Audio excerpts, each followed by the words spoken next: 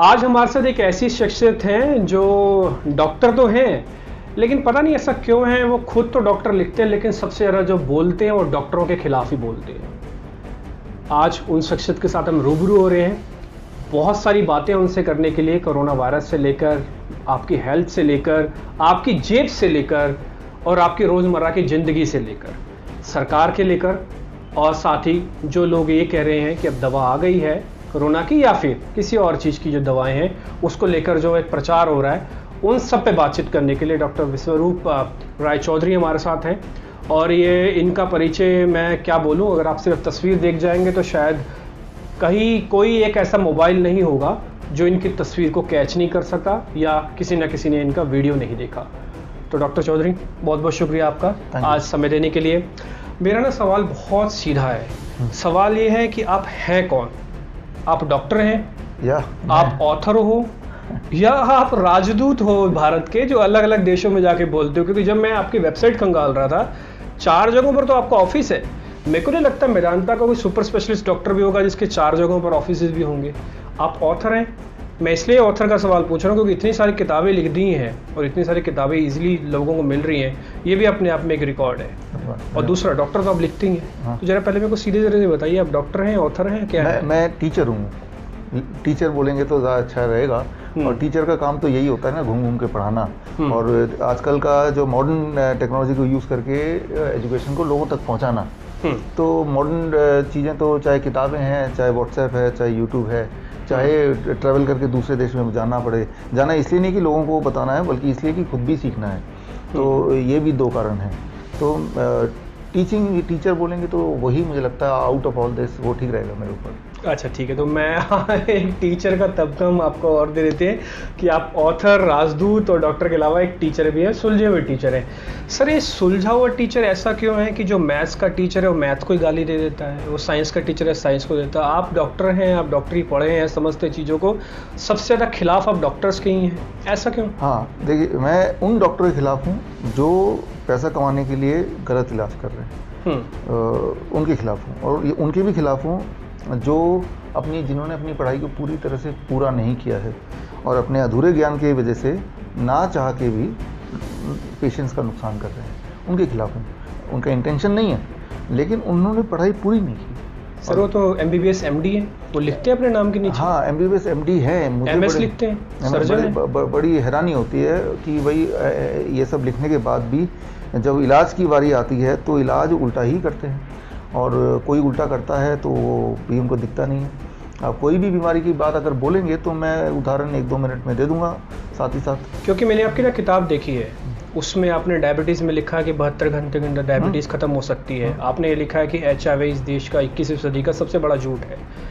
HIV इस सदी का सबसे बड़ा झूठ है, ये आपने कैसे सिद्ध किया? देखिए, ये इसका उल्टा ये सिद्ध अगर करना हो कि HIV सच है, मान लो इसका उल्टा करते हैं कि किसी भी डॉक्टर से बोलो HIV सच है, इसको सिद्ध करके दिखाओ। तो सिद्ध करने के नियम सिर्फ एक ही हैं पूरी दुनिया में, वो है, अगर साइंटिफिक भाषा में बोलते हैं, कॉज पोस्टुलेट।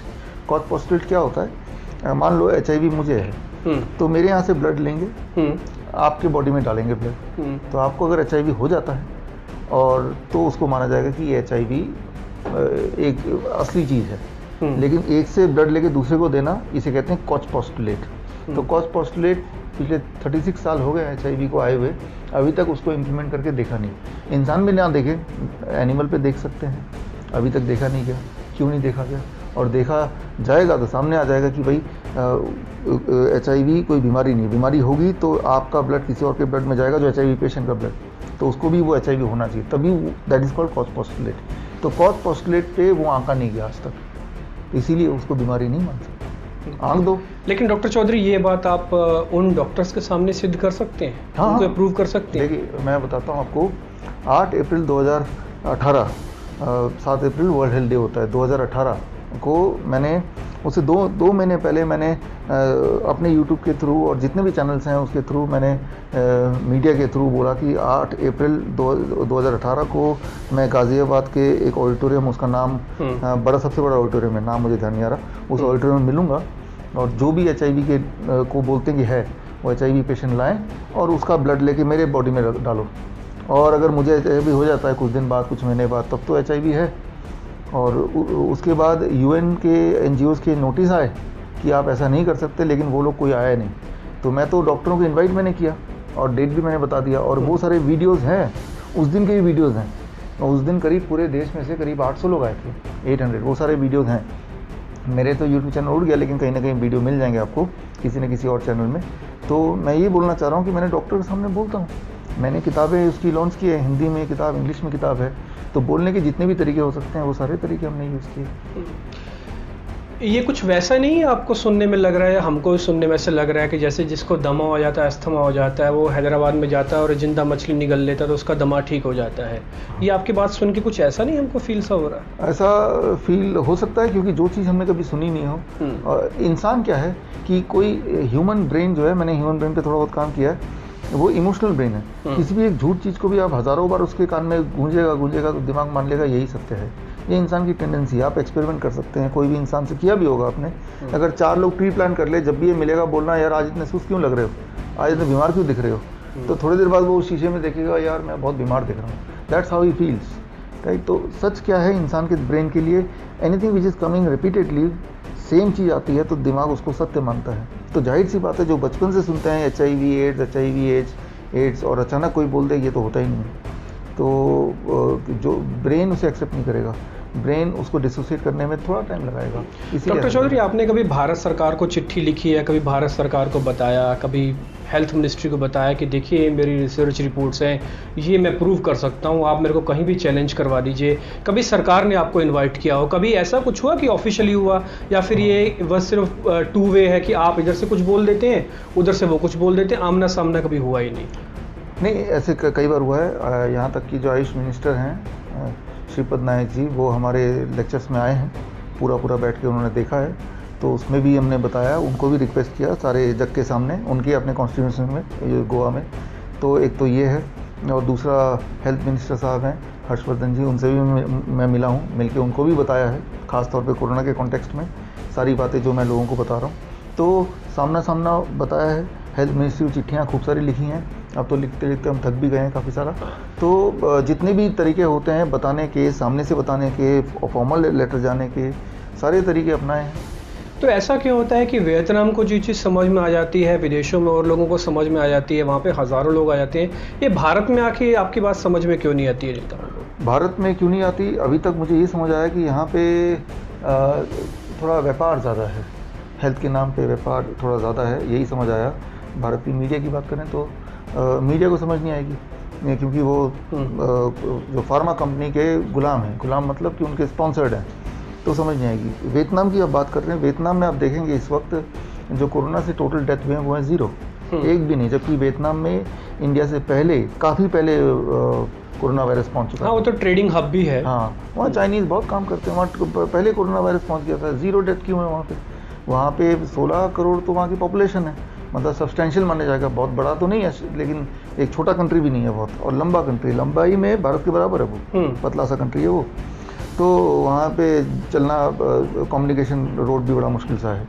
तो मैं ये बोलना चाह रहा हूँ कि रिजल्ट, नतीजे भी देखिए वियतनाम के, भारत के, वहाँ पे सब कुछ खुला हुआ है जैसे पहले था। तो वहाँ पे जो मीडिया में मैंने देखा है कि मीडिया वहाँ पे उतनी बिकाऊ नहीं है, एटलीस्ट हेल्थ के मामले में। वो अपने ट्रेडिशनल हेल्थ पे ज़्यादा विश्वास करते हैं। ट्रेडिशनल, जैसे यहाँ पे ट्रेडिशनल इज़ आयुर्वेद, वहाँ का ट्रेडिशनल कुछ और है, एक्यूपंक्चर, एक्यूप्रेशर और चीज़ें हैं, हर्बल रेमेडीज़ हैं, उस पर विश्वास उनका ज़्यादा है, उसको वो बढ़ावा देते हैं। गवर्नमेंट लेवल पे देते हैं, पर्सनल लेवल पे देते हैं, एलोपैथी भी चलता है, लेकिन यहाँ पे आप देखिए 98% जो बजट है वो एलोपैथी का है, 2% बजट जो है वो आयुष मिनिस्ट्री का है, 2%, और 98% जो है वो एलोपैथ का है। तो ये एक लॉबिंग सिस्टम है, हर जगह लॉबिंग है। तो लॉबिंग सिस्टम है, तो हर तरह से ये कोशिश की जाती है कहीं ऐसा ना हो कि आयुर्वेद है या फिर नेचुरोपैथी है, ये कहीं आगे ना पहुंच जाए, या कोई यहाँ से बात ना आ जाए, इसकी पूरी क्लियरली उसको रोकने की कोशिश की जाती है। ये आपको लगता है लड़ाई लंबी है, या फिर ये कोरोना एरा के अंदर ये चीज़ समझ में आ गया है कि नहीं, सब कुछ जब अपना अपना करना है, सब कुछ आत्मनिर्भर करना है, तो दवाइयाँ भी आत्मनिर्भर हो जाओ फिर तो? लोगों को समझ आने लगा है, और लोगों को, जो लोग ज़्यादा इफेक्टेड उनको ज़्यादा समझ आने लगा है, जो लोग एसी के हवा में आराम से बैठे हैं तो उनको थोड़ा कम समझ आ रहा है, जब उनकी बारी आएगी उनको समझ आएगा। मैं अब जो ना दो बीमारियों के बारे में आपसे ज़रूर बात करना चाहूँगा। दोनों ऐसी बीमारियाँ हैं, वो शायद आजकल तो घर घर की बात हो गई है। एक है डायबिटीज़ को लेकर, दूसरी कोरोना को लेकर। कोरोना को लेकर मेरे से आपसे एक बहुत सीधा सा सवाल है, आपको कोरोना से डर लगता है कि नहीं लगता है? कोरोना से डर नहीं लगता, कभी भी डर नहीं लग सकता, क्योंकि कोरोना से डर किसी को भी नहीं लगेगा अगर उसका असली नाम किसी को पता चल जाए। तो भारत सरकार तो देश बंद कर रही है, देश बंद किया हुआ, उन्होंने लॉकडाउन भी किया था। वो गलत किया है, उसका कोई पॉलिटिकल रीज़न हो सकते हैं, पॉलिटिकल फ़ायदा हो सकता है उनको, बट इंसान के फ़ायदे के लिए बंद किया है ऐसा नहीं है। इंसान को फ़ायदा नहीं हो सकता। कोरोना से किसी को भी डर नहीं लगेगा, उनको एक शब्द से समझा जाए, वो एक शब्द है, कोरोना का जो असली नाम है इन्फ्लुएंज़ा। इन्फ्लुएंज़ा ऐसा कौन है हमारी पूरे दुनिया में जिसको हर साल कम से कम एक बार इन्फ्लुएंज़ा नहीं हुआ हो? सभी को हुआ है, साल में एक बार होना अनिवार्य है, तभी हम जिंदा हैं, उसके अपने मैकेनिक्स हैं। तो इन्फ्लुएंज़ा तो जैसे मेरी उम्र है 47, तो मुझे कम से कम 55-60 बार इन्फ्लुएंज़ा हुआ है। आपको भी अपनी उम्र +10 ऐसा कर लीजिए, क्योंकि बचपन में पहले 5 साल तक साल में 3-4 बार इन्फ्लुएंज़ा होता है, और 5 साल के बाद साल में एक बार होता है। तो एक बार तो होना ही है। आप चाहे कितना भी लॉकडाउन कर लो, कुछ मर्जी कर लो, एक बार तो इन्फ्लुएंज़ा होना ही है। और कभी इन्फ्लुएंज़ा किस बहाने होगा? कभी H1N1 के बहाने होगा, कभी H3N2 के बहाने होगा, कभी। तो आप ये चाहते हैं कि सीधा देश के लोग जाएं और अपने आप को कोरोना से जुड़ जाएं, ताकि उनको इन्फ्लुएंजा हो जाए, वो चेक कर लेंगे उनकी कितनी इम्यूनिटी। आप तो ये कहना चाह रहे हैं, इसका मतलब वो जाएं या ना जाएं, कोरोना वहाँ तक पहुँचना ही है, और पहुँच भी गया है। अभी तो 2 दिन पहले तो रिजल्ट आया कि हॉटस्पॉट में 30% लोगों की बॉडी में कोरोना आगे जा चुका है। 30%, यानी कि हर 10 में से 3 लोगों के बॉडी में आके जा भी चुका, उनको पता भी नहीं। तो रोक तो नहीं पाए लॉकडाउन के बावजूद भी, वो भी हॉटस्पॉट, मतलब और स्ट्रिक्ट लॉकडाउन हुआ होगा वहाँ पे। तो जो 30% तो ICMR खुद अपने मुंह से बोल रही है, 30% इज सब्सटेंशियल, वो भी लॉकडाउन के बाद। तो आप रोक नहीं सकते, कमरे में बंद हो जाओ, रुक नहीं सकता। वो कोई बिन लादेन नहीं है, उसे पकड़ लिया और नदी में फेंक दिया। वो तो वायरस है, आप मर जाओगे, वो तो रहेगा, उसे रहना है, हमेशा के लिए रहना है। अगर मैं आपकी बात ठीक तरह से समझ रहा हूँ, तो जो बच्चों को जो टीके लगवाए जाते हैं, वो शायद इसी इन्फ्लुएंजा से बचने के लिए ही टीके लगाए जाते हैं। इसमें काली खांसी है, बुखार है, टाइफाइड, ऐसी कुछ और चीज़ें भी होंगी। तो क्या ये कोरोना वायरस से उनको जुड़ जाना चाहिए? उसका कोई टीका नहीं होना चाहिए, उसकी कोई वैक्सीन नहीं होनी चाहिए? देखिए, वैक्सीन कभी कोरोना वायरस की या इस तरह के वायरस की नहीं हो सकती, क्योंकि सिर्फ एक line, corona is a RNA respiratory influenza virus. जो भी वायरस RNA हो, रेस्पिरेटरी हो, इन्फ्लुएंजा हो, उनकी वैक्सीन नहीं बन सकती। कारण बड़ा सिंपल है, वो जल्दी म्यूटेट करते हैं। अभी तक वो पिछले महीने तक तो 14 बार म्यूटेट कर चुका है। वुहान से जो चला था और यहाँ जो पहुँचा है, उसके बीच में 14 बार बदल चुका है। जब तक को वैक्सीन आएगा तब तक हज़ारों बार बदल चुका होगा, राइट। तो मान लो आपने एक भागते हुए जंगली सुअर को मारने की कोशिश की, आपको जो खाने आ रहा है, जब तक गोली चला रहे हैं तब तक तो मच्छर बन गया। तो मच्छर को मारने के लिए उस मच्छर में म्यूटेट हो गया, तब तक मच्छर को मारने के लिए वो सेम हथियार तो नहीं यूज़ होगा, तो इतनी जल्दी वो म्यूटेट होता है। तो जितने भी बड़े देश हैं जो वैक्सीन की बात बोल रहे हैं, आए दिन हम दूसरे तीसरे दिन खबर भी सुनते हैं कि हाँ वैक्सीन ट्रायल स्टेज में है, ये सब इसका मतलब बेवकूफ़ है? ये सब बेवकूफ़ी है। ये तो देखिए, बोल कौन रहा है? इंसान नहीं बोल रहा है, वो तो टीवी चैनल बोल रहा है, वो तो बिके हुए चैनल्स बोल रहे हैं, मीडिया बोल रहे हैं। आप देखिए, ये आने के ठीक 1 साल पहले एक मुहिम छेड़ी गई थी, गूगल भी उसमें इन्वॉल्व था, कि एंटी वैक्सीन की जितनी भी किताबें हैं यूट्यूब में, ये ई-बुक्स हैं अमेज़न में और बाकी सारे जगह पे, उसको हटा दिया गया। एंटी वैक्सीनेशन पे जितनी सारे वीडियोस हैं, ऐसे चैनल्स को ब्लॉक कर दिया गया। बिफोर दिस कोरोना के आने के 1 साल पहले ये सारा कुछ हुआ। तो जब आप बोलते हैं कि इतने सारे देश हैं जो सुनने में आ रहे वैक्सीन बना रहे हैं, तो ये आपको कैसे पता? वो टीवी चैनल बता रहा है। वो टीवी चैनल तो गिने चुने हैं ना। भारत में कितने हैं जो ओवरऑल 99% लोगों को कवर करते हैं? वो होंगे, कितने होंगे? 100 होंगे, 150 होंगे। तो वो 100 लोगों को मुट्ठी में कर लो, और एक आदमी के 10-10 चैनल हैं, देखा जाए तो 10-15 ग्रुप को मुट्ठी में कर लो, सब कुछ मुट्ठी में आ गया। लेकिन डॉक्टर चौधरी, ये भी तो हो सकता है ना कि भारत का हो सकता है मीडिया किसी चीज़ को लेकर दबाव झेलता हो, लेकिन क्या अमेरिका का मीडिया भी ऐसे ही है? क्या इंग्लैंड का मीडिया भी ऐसे ही है? क्या चाइना और बैंकॉक का मीडिया भी ऐसे ही है? नहीं, आप देखिए, कहीं कहीं का नहीं है, जहाँ जहाँ का नहीं है वहाँ पे ना तो वैक्सीन चल रहा है। जैसे मान लो जापान का मीडिया नहीं है तो जापान में तो कोई लॉकडाउन नहीं चला। स्वीडन का मीडिया नहीं है, वहाँ भी कोई लॉकडाउन नहीं चला। ताइवान का नहीं है तो ताइवान में कोई लॉकडाउन नहीं चला। कंबोडिया का नहीं है तो कंबोडिया में कोई लॉकडाउन नहीं चला। वियतनाम का नहीं है तो वहाँ कोई लॉकडाउन नहीं हुआ। ना तो लॉकडाउन हुआ, ना ये सारे प्रोटोकॉल WHO के माने गए, ना ही लोग मरे। वहाँ के जो लोग मरे, जिन देशों के मैंने नाम लिए हैं, इटली और इटली को, हाँ, इटली, स्पेन, फ्रांस, हाँ, ये देश में अगर आप देखेंगे पिछले साल और पिछले साल उससे पिछले साल, ये इसे कहते हैं फ्लू सीज़न। दिसंबर से लेके ये अप्रैल तक दिस कॉल्ड फ्लू सीज़न। और इस फ्लू सीज़न में इतने लोग मरते हैं हर साल, ठीक है ना। तो ये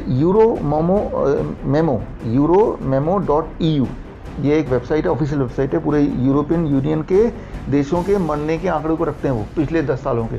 तो वहाँ जाके आप देख लो, तो इन देशों में इतने ही लोग मरते हैं हर बार। तो मैं यहाँ पे ये बोलना चाह रहा हूँ कि जिन जिन देशों में ओपन स्पीच है वहाँ लॉकडाउन भी नहीं है। अफ्रीका के ज़्यादातर देशों में लॉकडाउन नहीं है। तंजानिया देखिए, मेडागास्कर देखिए, ज़ैम्बिया देखिए, और वहाँ कितने लोग मरे हैं। हाँ, वो तो इतने लोग मरे कि इन हाथों में आप गिन सकते हैं, या तो इतने लोग मरे हैं वहाँ पे। तो ऐसा नहीं कि सारे के सारे देश में सारे के सारे मीडिया गुलाम हैं, लेकिन जो मेजर मीडिया, जैसे यूट्यूब एक मेजर मीडिया उभर के आया है, तो यूट्यूब क्या कर रहा है, उसने ऑफिशियली बता दिया है कि कोई भी WHO के प्रोटोकॉल को चैलेंज करेगा या WHO के प्रोटोकॉल को गलत साबित करेगा या उसके खिलाफ आवाज़ उठाएगा तो उसको हम ब्लॉक कर देंगे। अच्छा, यही वजह है कि आपके वीडियो जो कोविड-19 को लेकर थे, सबके वीडियोस तो बंद कर दिएगा यूट्यूब की तरफ से, बंद कर दी गए। अब देखिए, वीडियो मैंने बताया कि एंटीबायोटिक से ज़्यादा डेथ हो रही हैं, तो वो डिलीट कर दिया।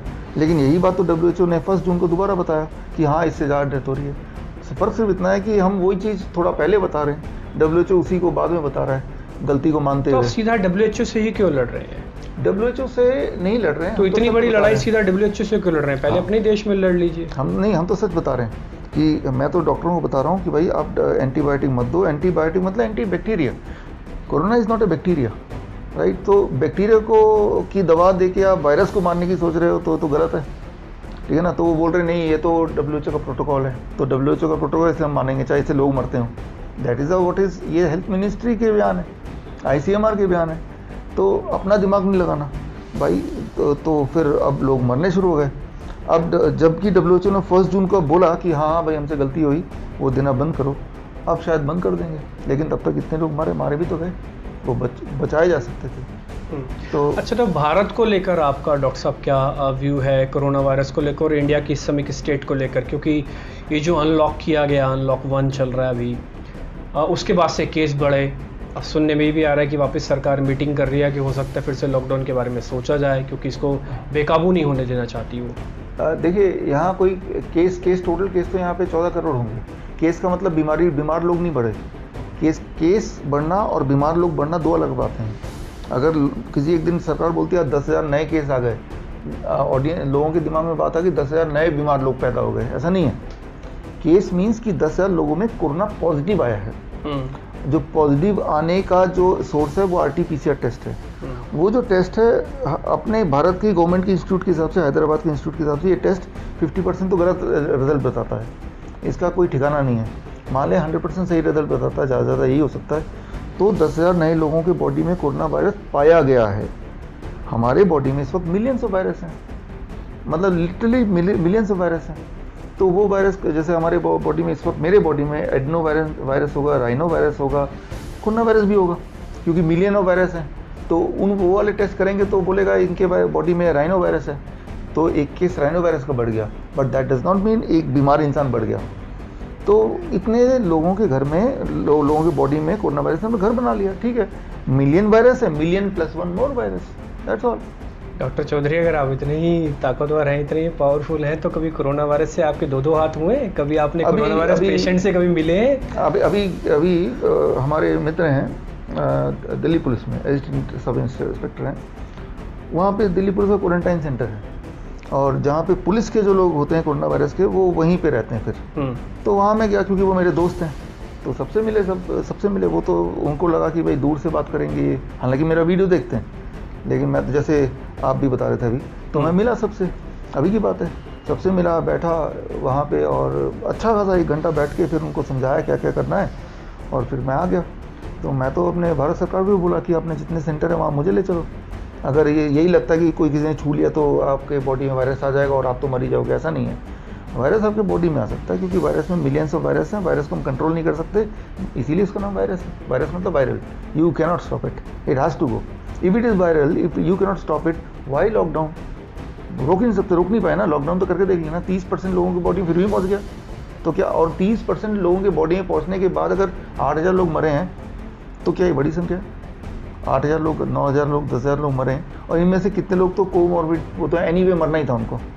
कितने लोग ऐसे हैं जो वेंटिलेटर से मरे हैं और इसके साइड इफेक्ट से मरे हैं दवाइयों के, उनको कौन गिनेगा? आजकल आप देखिए ऐसा हो रहा है, अभी 2 दिन पहले की बात है, एक्सीडेंट से मरा बच्चा और बोल दिया तो कोरोना से मरा, सर्टिफिकेट में, किसको नहीं पता। तो वो वाला आंकड़ा भी तो उसी 8,000 में है। जब मौत के आंकड़े आज इतने 500 बढ़ गए तो उसमें वो वाला आंकड़ा भी तो जुड़ गया। अभी वाजिद खान मर गए, किडनी पेशेंट थे, राइट, डायबिटीज़ था उनमें, हज़ारों तरह की बीमारियां थी, अब जब डेथ हो गई तो कोरोना से मर गए।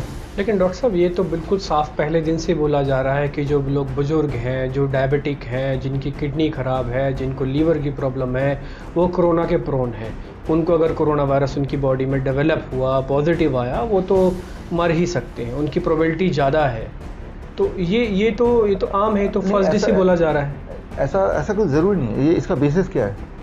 देखिए इटली में भी मान लो 10,000 लोग मरे हैं, लेकिन उनके ऑफिशियल साइट में, it is called national health institute, उनका जो ऑफिशियल साइट है, वहाँ जाकर देखेंगे वो बोल रहे हैं कि they all died with corona, they did not die from corona.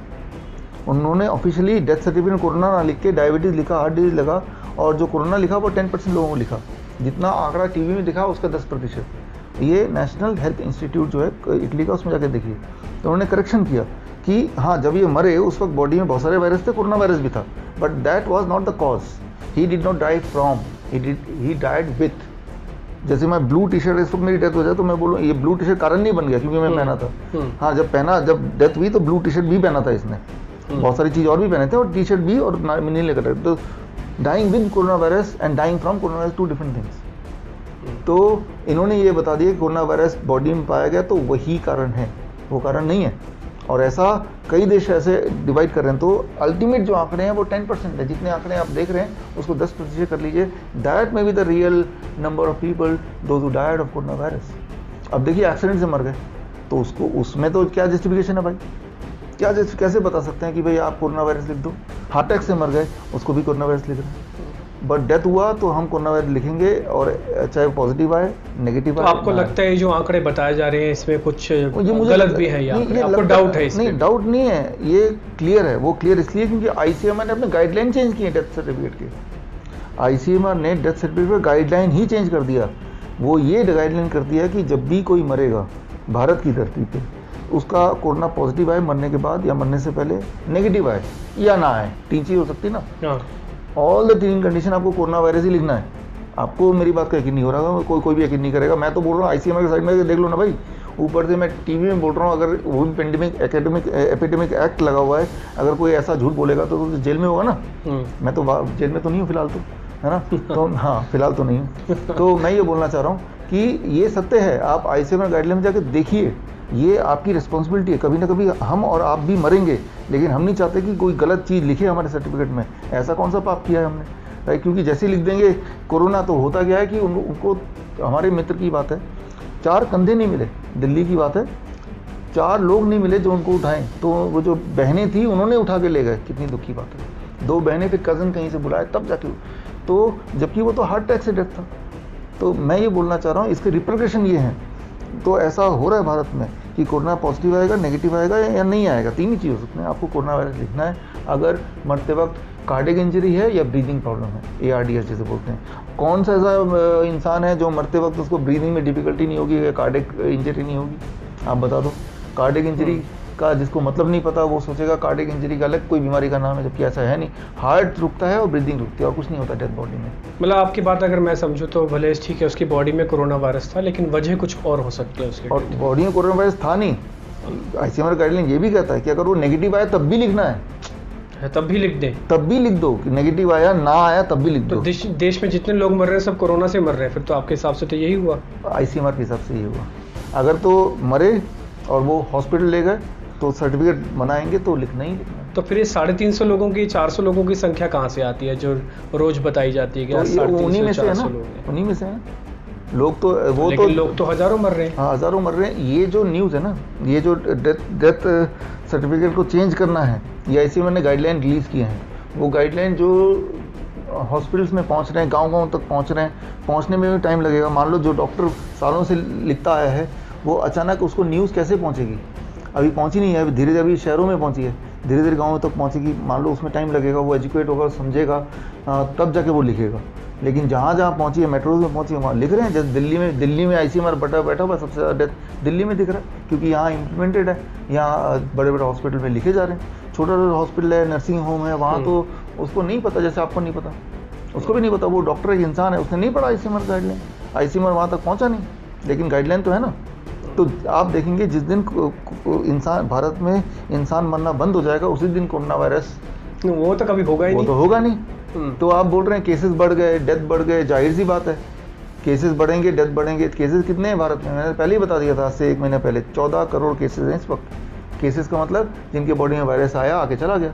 वो तो भाई हमारी बॉडी में मिलियंस ऑफ वायरस हैं, पूरी दुनिया में करीब 15-20% लोगों की बॉडी में आके चला गया होगा। तो यानी कि आपके हिसाब से 14 करोड़ लोगों को कोरोना वायरस हो चुका है भारत के अंदर। हाँ, वो भी 1 महीने पहले का आंकड़ा, अब तो 14 करोड़ का, क्योंकि वो 14 करोड़ लोग और भी तो लोगों तक पहुंचाएंगे, है ना, तो 14 का अभी 30 करोड़ हो गया होगा। लेकिन एसिम्प्टोमेटिक थे, इनको पता नहीं चला, तो इनको जैसे आया और इनकी बॉडी से चला गया, ये पास ऑन भी नहीं हुआ, आप ये कह रहे हैं? नहीं, पास ऑन हुआ है, लोगों तक पहुंच गया, वो तो हर पल। लेकिन इतनी इम्यूनिटी है कि कोई फर्क नहीं पड़ा। हजारों वायरस आ रहे हैं, हर पल लड़ रहे हैं, और हमारा बॉडी ठीक कर रहा है। कभी एक आध बार बॉडी थोड़ा सुस्त हो जाता है, कभी कभी, इतनी सी बात है। लेकिन कोरोना वायरस को लेकर डॉक्टर चौधरी जो इस समय बयान दे रहे हैं, ये अपने आप में बहुत इंपॉर्टेंट है। ICMR, भारत सरकार, राज्य सरकारें अगर सर से संपर्क करना चाहें तो मेरी भी उनसे एक गुजारिश होगी कि ज़रूर एक बार बात ज़रूर पूछी जाए। अच्छा सर, मैं इसी चीज़ को ना थोड़ा और आगे बढ़ाना चाहता हूँ। आपने इंजेक्शन और वैक्सीन की तो बात अलग है, वो तो अलग तरीके की है, लेकिन भारत में भी जो अपनी पद्धति है जिससे कि कोरोना वायरस से बचा जा सकता है, वो आयुर्वेद है काफ़ी हद तक। तो आयुर्वेद को लेकर बहुत सारे प्रयोग चल रहे हैं, बहुत सारी चीज़ें। बाबा रामदेव ने भी कहा है कि उन्होंने तो 500 रुपये में एक इलाज ढूंढ लिया और जल्दी उस इलाज का वो घोषणा भी कर देंगे, क्योंकि उनके यहाँ पे पेशेंट ठीक भी हो रहे हैं काफ़ी ज़्यादा। तो ज़रा इस पर भी आपका व्यू चाहिए कि आयुर्वेद से उपचार हो सकता है? आयुर्वेद को रोका गया है जनवरी में, कहीं ऐसा ना हो कि आयुर्वेद इलाज निकाल ले। तो आयुर्वेद को मई महीने तक, मई के 15 मई तक, to be very precise, Ayurveda को एक भी पेशेंट नहीं दिया। आयुर्वेद को एक भी पेशेंट नहीं दिया गया। डॉक्टरों को आयुर्वेदिक बोला कि कहीं ऐसा ना हो कि भाई आप आयुर्वेद कोई पेशेंट के नज़दीक भी मत चले जाना। खास इंस्ट्रक्शन थे, आयुर्वेदिक डॉक्टर को एक भी पेशेंट नहीं दिया गया 15 मई तक, 1 महीने पहले तक, नॉट एट ऑल, छूने तक नहीं दिया गया। दूर से भी देखने को नहीं मिला कि वो कोरोना के पेशेंट दिखते कैसे हैं, ठीक है ना, वो नसीब नहीं हुआ। जबकि हमारे भारत की पद्धति आयुर्वेदिक कितनी स्ट्रांग है। जबकि हमारे प्राइम मिनिस्टर बार बार बोल रहे हैं आयुर्वेद, काढ़ा पिला रहे हैं, लेकिन काढ़ा वैसे ही पिला रहे हैं जैसे हम लोगों को चाय पिलाते हैं, राइट। तो काढ़ा पिला रहे हैं किनको, किसी को भी उठा के पिला दे रहे हैं, लेकिन पेशेंट को ठीक करने के लिए, इंडिपेंडेंट हैंडल करने के लिए नहीं दिया गया। क्या कारण हो सकता है कि एक तरफ तो जंग छिड़ी हुई, अगर जंग छिड़ी है तो सारे हर तरह की फौज को तो आगे करना पड़ेगा ना। जंग तो छिड़ी हुई है, लेकिन जंग में एक तरह की सेना को बोल रहे हैं आप तो नहीं जाओगे आगे, जो तो बड़े ताकतवर हैं उनको बोल रहे हैं आप नहीं जाना गलती से भी, आप पीछे ही रखो, हम चाहते नहीं कि आप आगे जाओ।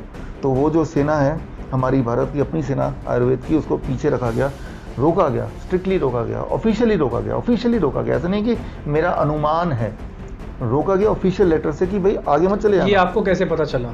हाँ, ये ऐसे पता चला कि हमारे सारे मित्र हैं आयुर्वेदिक डॉक्टर्स, एम्स के, all India institute of medical science, all India institute of Ayurveda, जो सबसे ऊपर वाले हैं, इससे ऊपर कुछ नहीं, उनके हेड ऑफ डिपार्टमेंट वो सारे मेरे दोस्त हैं। मैंने कहा भाई साहब कितने बिजी होंगे अब तो। कहा नहीं, हम तो घर में बैठे हुए हैं। क्यों भाई? हमें तो मना किया गया ऑफिशियली, गाइडलाइन ही आया नहीं, अभी आएंगे तब देखेंगे, हम तो घर पे बैठे हुए हैं, हमें सरकार बोलेगी तो हम काम करेंगे। फिर मुझे लगा ये तो नहीं हो सकता। मैंने अपने और डॉक्टरों दोस्तों को फ़ोन किया जो आयुर्वेदिक डॉक्टर हैं, भाई साहब कहाँ पे हैं? आप तो हॉस्पिटल में होंगे, पेशेंट के बीच में होंगे। नहीं साहब, हम तो घर पे बैठे हुए हैं, मना किया गया क्या हमें। और तो आपके जान पहचान में जिनके जो सुन रहे हैं, अपने किसी आयुर्वेदिक डॉक्टर को पूछो कि भाई कि आपने क्या किया अब तक, किसी पेशेंट की शक्ल देखी आपने तो बताओ, किसी एक पेशेंट की शक्ल देखी, उनकी दाढ़ी होती है, कोरोना के पेशेंट की मूछें होती हैं, क्या होती है, मोटे होते हैं, पतले होते हैं, बता दो। मैं पूछता हूँ किसी एक आयुर्वेदिक डॉक्टर ने देखी है? हाँ, कोई बोलेगा हाँ, तो वो हाँ बोलेगा जो एलोपैथिक डॉक्टर के पीछे से छुप के देख रहा होगा। कुछ डॉक्टरों को लगाया गया, लेकिन एलोपैथिक डॉक्टर के आड़ में लगाया गया कि इलाज तो एलोपैथिक होगा, लेकिन कभी कभी उनकी नैपी डाइपर बदलने होंगे, कभी कभी उनको ड्रिप लगाना होगा, तो आप ज़रा हेल्प कर देना। Just like a helper, not as a doctor, just like a helper.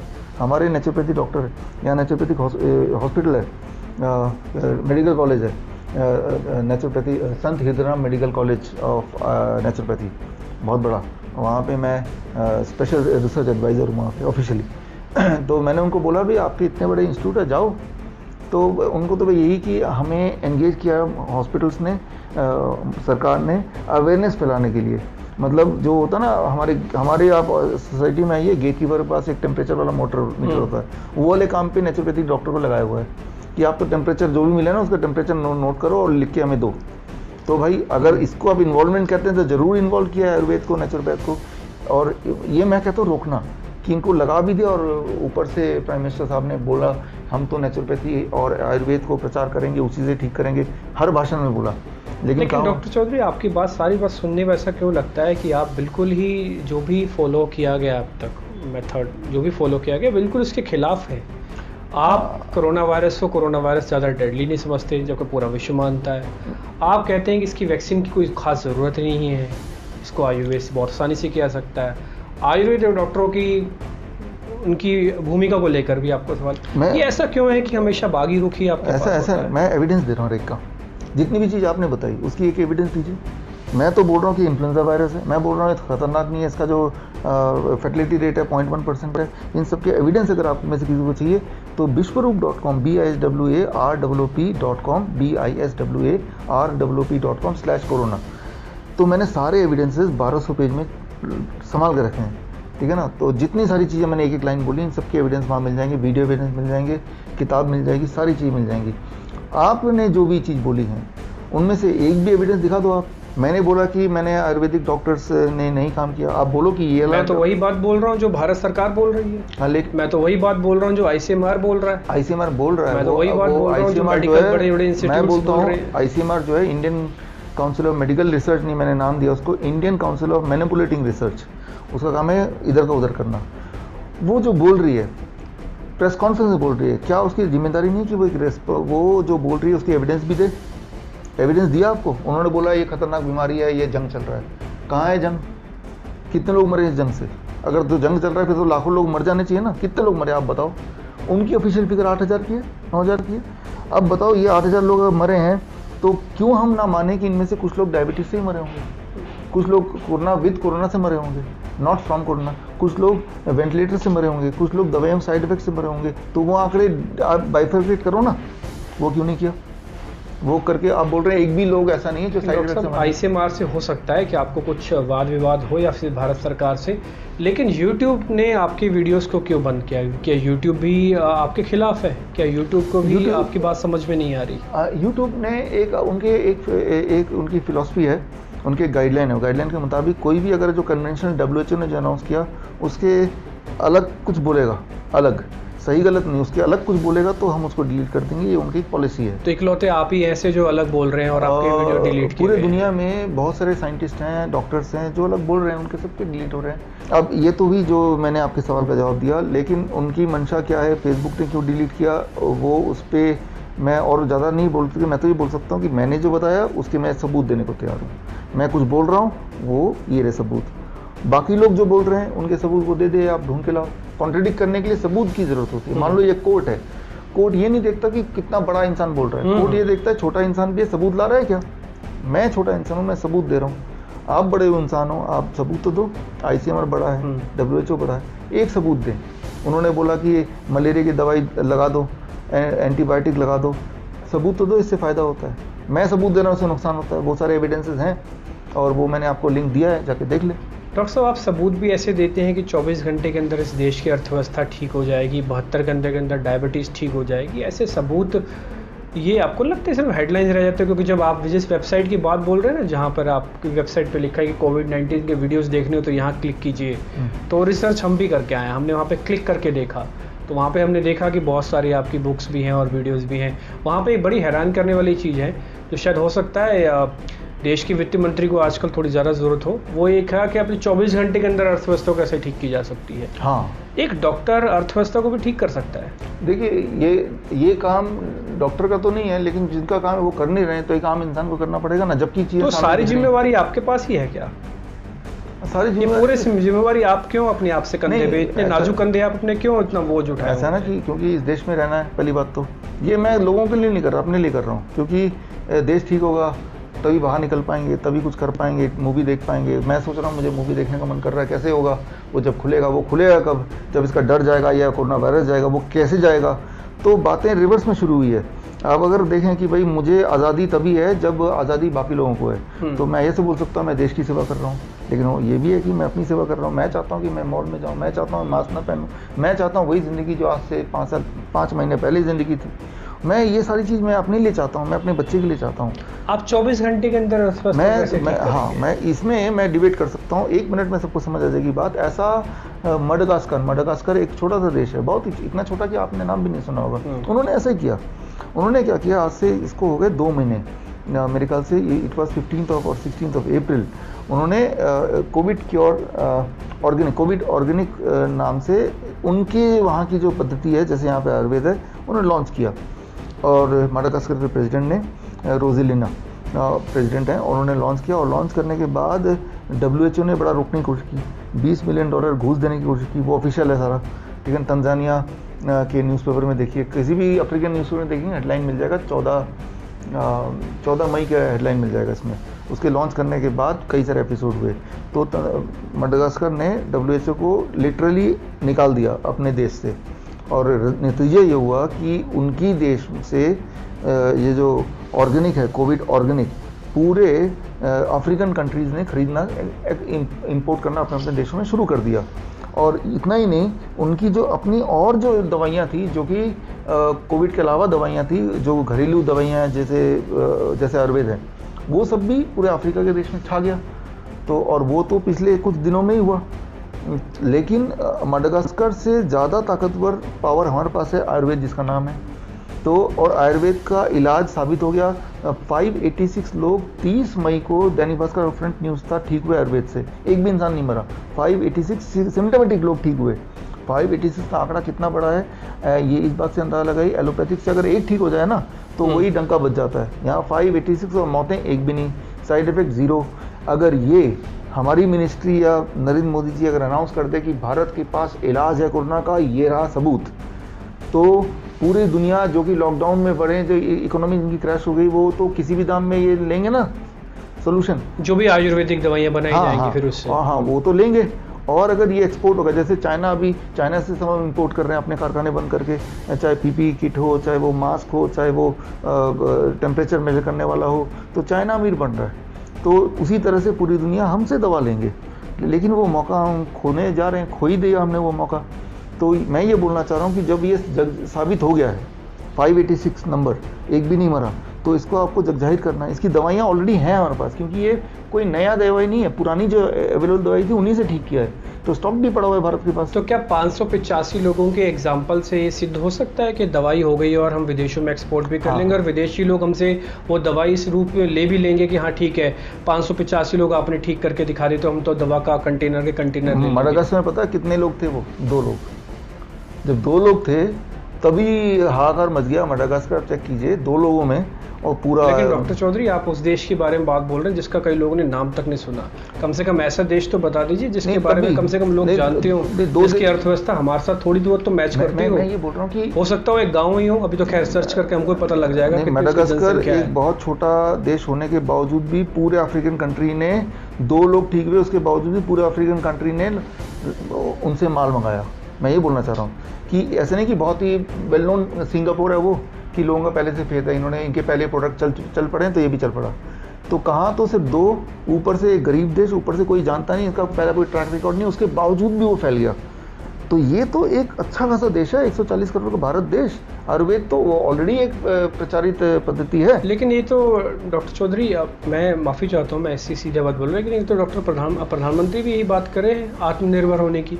वो भी कह रहे हैं कि हमको कम से कम इंपोर्ट करना चाहिए और ज़्यादा से ज़्यादा एक्सपोर्ट्स के ऊपर ध्यान देना चाहिए। कहना तो करते क्यों नहीं है?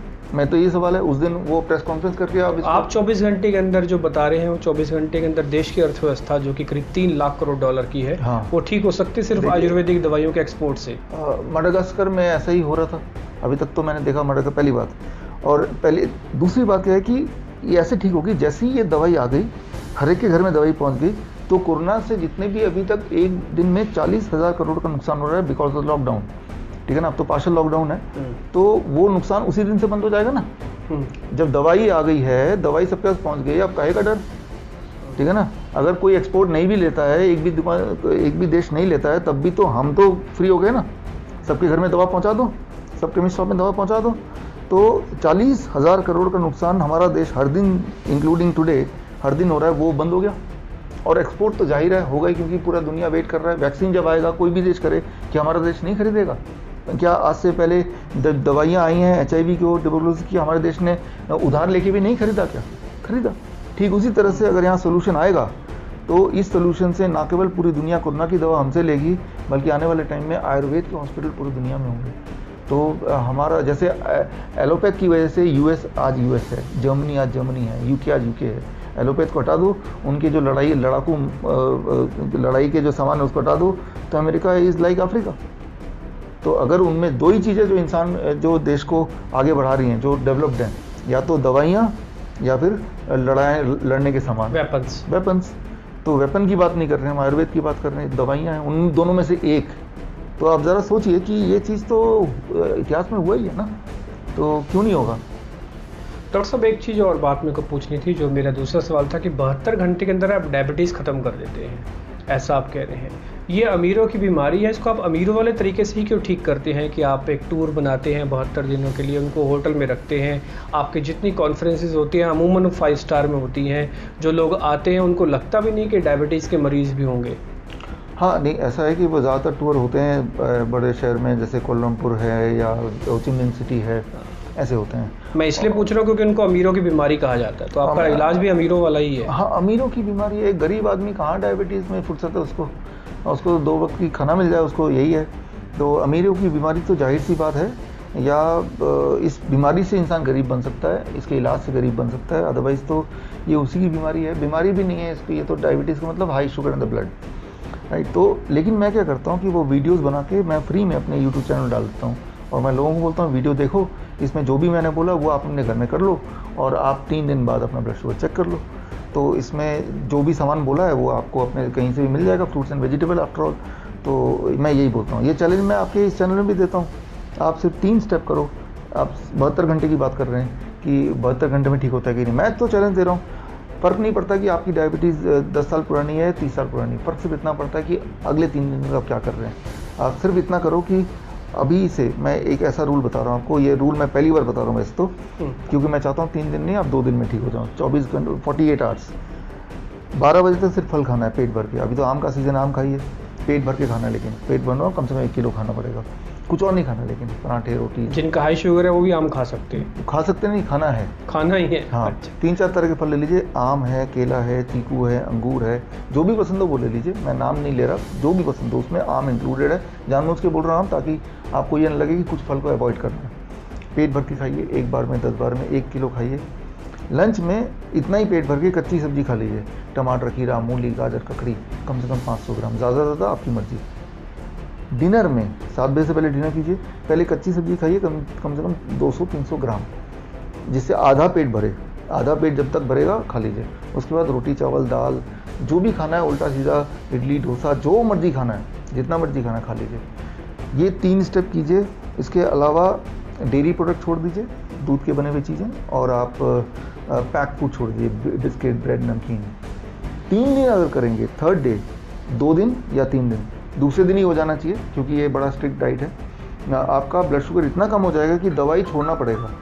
इंसुलिन वालों को वार्निंग देता हूँ, अगर इंसुलिन ले रहे हैं तो 50% कम करके लीजिए, नहीं तो हाइपोग्लाइसीमिया होगा, हाइपोग्लाइसीमिया से कोमा भी आ सकता है।